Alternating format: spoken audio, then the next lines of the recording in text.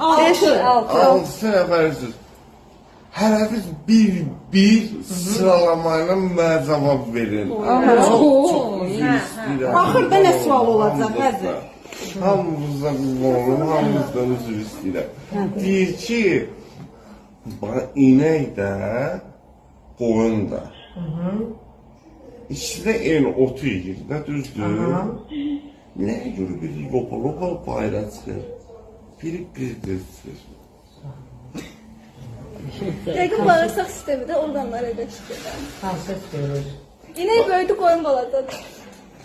O birisi xanım nə deyir? Sən nə dedin? Kırmızı başı.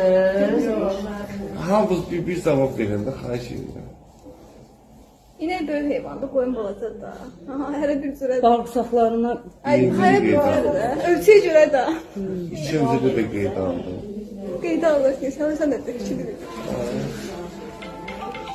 bəlkə qoyun çox çeynəyir. Yox, hamısı eyni heyvandır. Qoyunun dərzliyi var. Çəkirəm, hə. Amma mən sizə bir dənə söz deyim. Çox üzr istəyirəm. Amma bunu Hə.